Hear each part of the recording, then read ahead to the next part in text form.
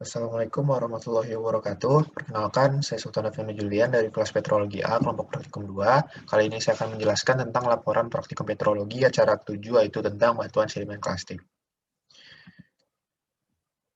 Kita mulai.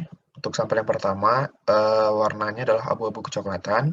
Untuk teksturnya, pertama adalah ukuran butir. Untuk ukuran butirnya itu pasir halus. Kemudian untuk bentuk butirnya adalah rounded. Kemudian pemilahan butirnya adalah moderate. Kemudian untuk struktur laminasi, dan juga untuk komposisinya itu 70% matriks, 10% semen, dan 20% butiran, di mana butirannya adalah mineral. Mineral yang terdapat adalah 100% kuarsa. Nah, di sini kita menggunakan klasifikasi Petitjohn 1975 dan kita temukan bahwa nama batuan ini adalah quartzwake. Nah, untuk jenisnya sendiri, quartzwake berdasarkan greyback terbentuk dari pasir, lumpur, kerikil, dan juga lanau yang terkikis dari tanah yang terdapat dari hasil aliran sungai ke laut, kemudian dipadatkan selama puluhan juta tahun. Kemudian untuk kegunaannya, batuan ini banyak digunakan sebagai agregat atau pengisi bahan dalam industri konstruksi dan juga jalan raya. Nah, kemudian lanjut ke sampel yang kedua. Pertama, untuk warnanya adalah abu-abu kecoklatan. Kemudian teksturnya, untuk ukuran butir itu terbagi dua, matriksnya berukuran pasir sangat kasar dan juga fragmen batuannya yang berukuran kerikil terakal. Kemudian bentuk butirnya adalah rounded, pemilahannya well sorted, porositasnya tidak diketahui.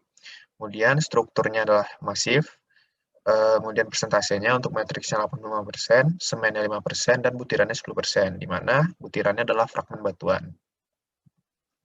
Nah, kita gunakan klasifikasinya adalah Petitjohn 1975 dan kita temukan bahwa batuan ini adalah mudstone. Nah, untuk genesanya, mudstone sendiri atau batu lumpur terdiri dari partikel tanah liat yang berbutir halus yang terbentuk dengan cara dikompresi bersama. Batuan lumpur terbentuk di tempat tanah liat mengendap di air tenang, seperti di danau, laguna, dan juga laut dalam. Untuk kegunaannya, batu lumpur umumnya digunakan dalam industri konstruksi, seperti dalam pembuatan semen, agregat konstruksi, agregat jalan raya, pembuatan semen alam, dan juga bahan baku pembuatan mortar. Nah, lanjut ke sampel yang ketiga. Pertama, untuk warnanya adalah coklat. Teksturnya untuk ukuran butirnya adalah pasir halus, bentuk butirnya adalah rounded, pemilahannya very well sorted, dan porositasnya tidak diketahui. Untuk strukturnya adalah laminasi. Kemudian untuk persentasenya, matriksnya 10%, semennya 10%, dan 80% butiran, di mana butirannya adalah mineral yang terbagi dua, 10% kuarsa, dan juga 85% feldspar. Nah, di sini kita gunakan kembali klasifikasi Petitjohn 1975, dan kita temukan nama batuan ini adalah Arcosic arenite. Nah, arenite sendiri terbentuk oleh erosi batuan lain atau pengendapan kembali pasir keruh. Beberapa arenit mengandung sejumlah komponen karbonatik yang bervariasi dan karenanya termasuk dalam kategori batuan dari batu pasir karbonatik atau batu gamping silika. Nah, untuk kegunaannya di sini Arcosate arenite digunakan itu dalam bahan industri konstruksi seperti pembuatan semen, agregat konstruksi, agregat jalan, produksi kaca dan keramik, serta bahan baku pembuatan mortar. Nah, lanjut ke sampel yang keempat. Di sini warnanya adalah coklat. Untuk teksturnya, untuk matriksnya ukurannya pasir sedang dan fragmen batuannya ukurannya kerikil kerakal. Kemudian bentuk butirnya adalah rounded, pemilahannya very poorly sorted, dan porositasnya tidak diketahui. Untuk strukturnya di sini adalah masif. Untuk persentasenya di sini matriksnya 40%, semennya 5%, kemudian butirannya 55%, di mana butirannya tersusun atas mineral dan fragmen batuan. Untuk mineral sendiri adalah feldspar.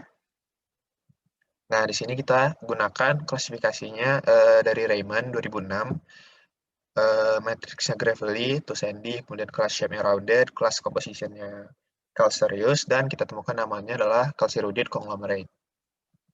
Nah, untuk genus saya sendiri, konglomerat itu terbentuk dari penyemanan bongkah bulat dan pecahan batuan berukuran kerikil. Konglomerat dibentuk oleh gerakan sungai atau aksi gelombang laut. Nah, kegunaannya sendiri, konglomerat itu umumnya digunakan dalam industri konstruksi sebagai batuan dekoratif.